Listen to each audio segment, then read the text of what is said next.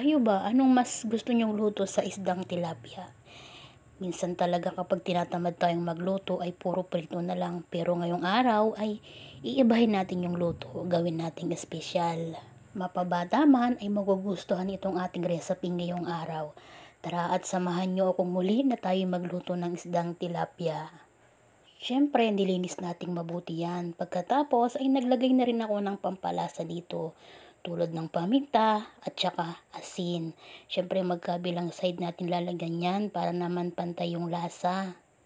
Naready ko na lahat yung mga gagamitin ko at nagpainit na rin ako dito ng mantika. Kahit na tostado yan, ay juicy pa rin yan sa loob.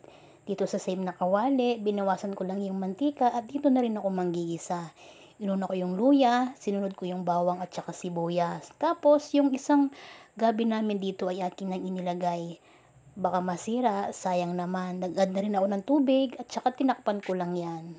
Isinunod ko rin agad itong Coco Mama na isang pack lang. Tapos naglagay na rin ako ng pampalasa at saka konting paminta at saka itong siling haba. Kung may bata po kayong kasama ay pwede na pong hindi kayo maglagay ng sili. Pagkalagay ko ng isda ay tinakpan ko lang yan at hinayaan lang kumulo hanggang sa kumapit yung lasa. At pagkatapos ay inilagay ko na rin yung dahon ng sibuyas at yung natitira pang siling haba. Isinabay ko na rin yung malunggay at tatakpan ko lang ito ng bahagya.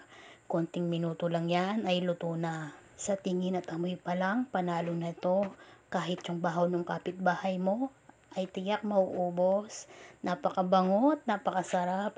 Nagmamantikang ginataang tilapia. San ka pa? Yung ganitong luto nga naman ay napakasarap. Tiyak mapaparami na naman yung kain mo dito. Maraming salamat po sa panonood at sa walang sawang pagsuporta.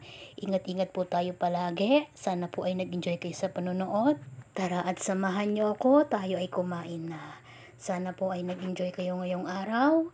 At sana ay nabusog ko kayo. Hanggang dito na lang po. Bukas naman. Bye-bye. Kain na po tayo.